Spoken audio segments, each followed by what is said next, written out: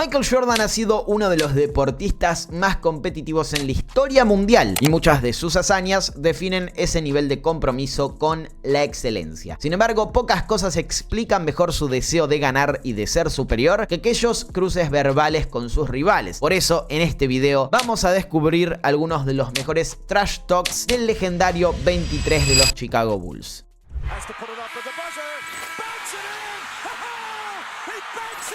Si sos fan del trash talk, de esas historias en las que un jugador domina a otro no solo por el juego, sino por lo mental, entonces estás obligado a conocer estas historias de Michael Jordan. Son muchas y todas ellas hablan de su fortaleza, pero cada una tiene algo especial, así que no te podés perder ninguna. Y obviamente si conoces alguna y no está acá, no la menciono, agregala en los comentarios, así la sumamos a una segunda parte. Quien conozca la historia de Reggie Miller sabrá que su relación con Michael Jordan no es la más amable del mundo. De hecho, a lo largo de los años se han sacado chispas en múltiples ocasiones. En cierto punto, el escolta de los Indiana Pacers tomó la decisión de jamás llamarlo por su nombre completo. Pero, ¿por qué lo hizo? Todo se debe a una frase que el de los Bulls le aplicó al inicio de su carrera. Ocurrió en noviembre de 1987, durante la temporada de novato del tirador. Él llevaba 10 puntos en la primera mitad. MJ no había lanzado particularmente bien, así que comenzó a decirle que no era para tanto, a preguntarle si verdaderamente era el Michael Jordan que caminaba por encima del agua. Él lo miró y no dijo nada. Tras la segunda parte, Miller apenas agregó 2 puntos y Mike terminó con más de 40. Cuando salía de la cancha se acercó y le dijo que nunca más le volviera a hablar así al Jesús Negro. Desde ese entonces, el de los Pacers ha optado por omitir su nombre completo. Bryon Russell ha aparecido en la imagen más recordada en la historia de la NBA. Lamentablemente para él lo hizo de la peor manera, rendido ante la presencia de Michael Jordan, quien encestó el famoso tiro conocido como The Last Shot y sentenció las finales de 1998 entre los Chicago Bulls y Utah Jazz. Pero no fue la única vez en la que algo así sucedió. También lo había sufrido en 1997 durante el Game 1 de las finales, y a pesar de que tiempo después se convirtieron en compañeros, el escolta se encargó de recordárselo a su estilo. Ocurrió en 2002, cuando MJ volvió de su segundo retiro para formar parte de los Washington Wizards. Russell, quien había pasado toda su carrera con la camiseta de la franquicia de Salt Lake City, también fue contratado por los de la capital. Durante uno de los tantos entrenamientos que compartieron, el alero volvió a marcarlo. Ante esto, Jordan respondió con un trash talk que lo dejó mudo. Hombre, deja de defenderme. Eres conocido como The Human Highlight no por tus jugadas, sino porque siempre apareces en las mías. Fue la extensión verbal de aquel movimiento que permitió que uno plasmara en un instante lo que fue su trayectoria, mientras el otro caía derrotado en el piso. En 1995, Charlotte y Chicago se enfrentaron en playoff. Luego de pasar un tiempo fuera de la NBA, la leyenda estaba lista para dominar la liga nuevamente. En ese caso, al menos, lo hizo desde lo mental. Su víctima fue Maxi Box, el jugador más bajo en la historia de la competencia. En una de las jugadas más importantes del tercer juego de la serie, el base se dispuso a atacar a MJ para tratar de darle la victoria a los Hornets. El de los Bulls retrocedió y le gritó: "Lanza, maldito enano". Box falló el tiro y perdieron el encuentro. Pero lo peor fue que años más tarde reconoció que esa frase en cierto punto arruinó el resto de su carrera. Venía de 3 temporadas consecutivas con un promedio de al menos 10 puntos por partido y a partir de allí no volvió a superar los 8 de media. Dikembe Mutombo ha sido uno de los mejores defensores en la historia de la NBA. Su capacidad atlética le permitió dominar los tableros y someter a los atacantes con bloqueos que lo transformaron en una auténtica fuerza defensiva en la pintura. Esa condición lo llevó a adoptar un gesto característico,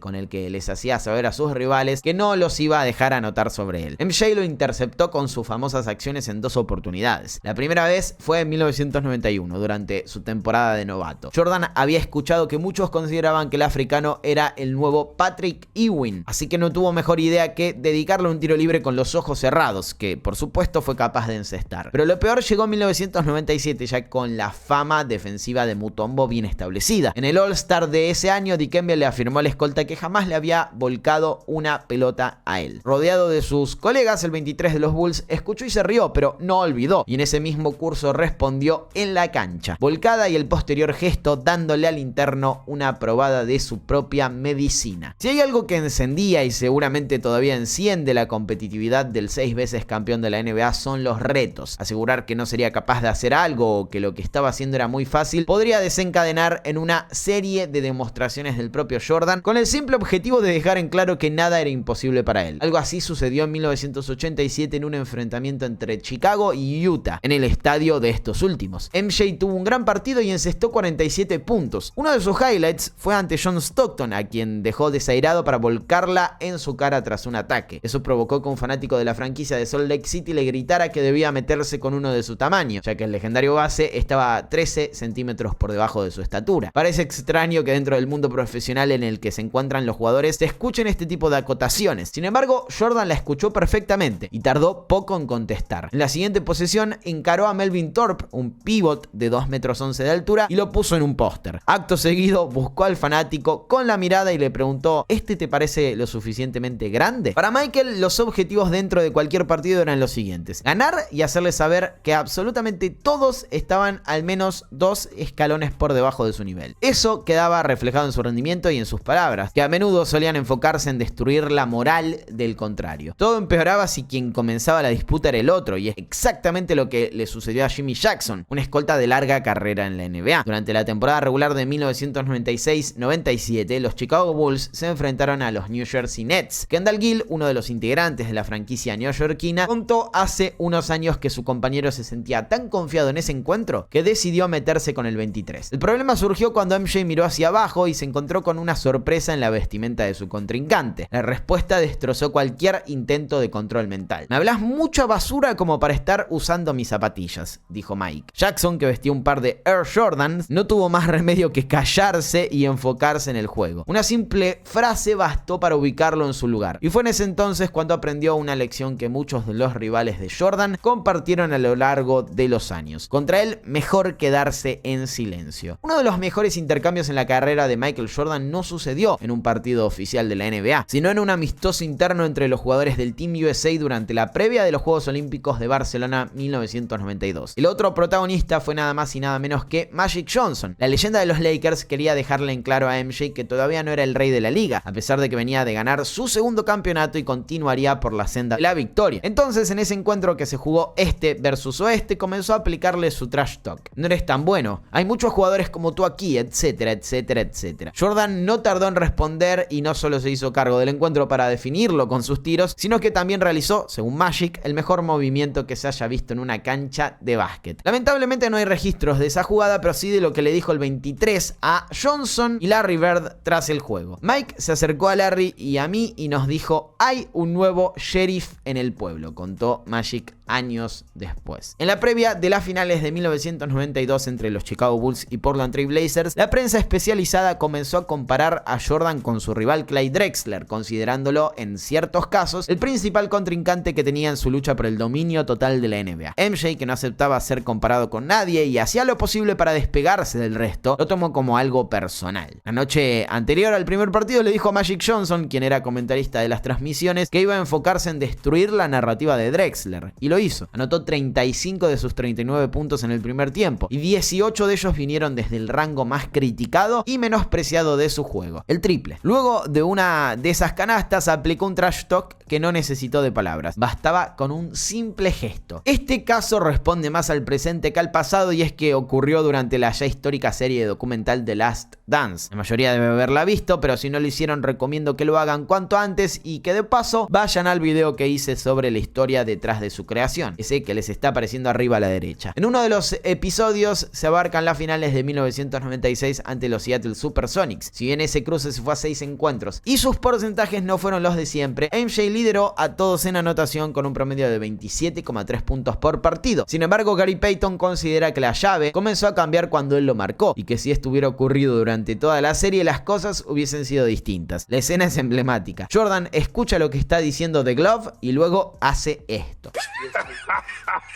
and beat him down a little bit. The glove.